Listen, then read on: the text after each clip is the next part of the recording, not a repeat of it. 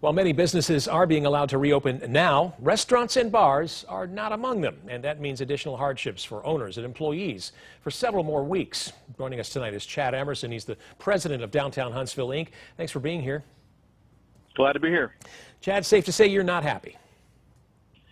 Well, I think our local restaurants, they need a roadmap with specific directions. If you're going to keep them closed, tell them exactly the criteria that needs to be met to reopen, because they can't just open on a dime. They need some time to order food, hire staff, and right now, if the state's going to keep them closed, provide them exactly the criteria you're looking at to reopen them.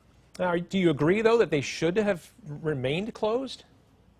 Yeah, and that's a complicated question because I don't know all of the criteria that's being examined. And I think a lot of our restaurants, more than anything, some want to be open, but they want to know the criteria.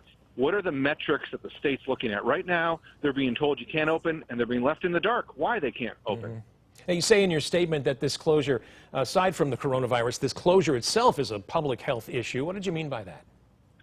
Well, you think about folks who are out of work. There's a lot of data coming out there about people who are having emotional health, mental health, even physical health results from the loss of income, from being out of work, even hunger issues. So be thinking that this is not just an economic issue to open the restaurants. It's a public health from people who are unemployed and increasingly wondering how they're going to feed their families. Mm-hmm. Now, you say the business is being basically kept in the dark about why this order is being enforced. What are you specifically calling on state leaders to do right now?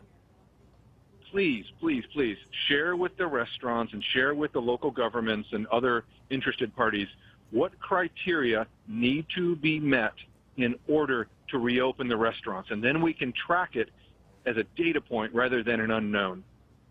Huntsville Mayor Tommy Battle, of course, lamented the fact that restaurants are not being allowed to reopen. He also mentioned the $15–20 million impact on the city's budget. So when do you hope to see things turn around? I think that's a question for the scientists and the public health officials. If they can let the business people know and they can plan to reopen, but right now they haven't told us exactly what they're looking at. So I'm not a scientist, I'm not a public health officer, so I would never suggest that I know what they should do, but we all should know what information they're looking at to make this decision so our local restaurateurs, entrepreneurs, and their families can prepare to reopen. Now, when that happens, are you confident that restaurants and bars can reopen and stay safe at the same time? Yeah, this is an unknown. This is the first time this has happened in our lifetimes, if ever. And so we need to be cautious. But at the same time, we need to understand that there's a lot of technological advancements in terms of sanitation, in terms of masks, in terms of ways you can service your crowd, that maybe this is not have to be a one-size-fits-all. Maybe there are smaller restaurants or larger ones that can be treated, but right now it seems like there's a blank one-size-fits-all, and that doesn't seem like a fair solution. Yeah, we hope a solution comes down the pike very soon.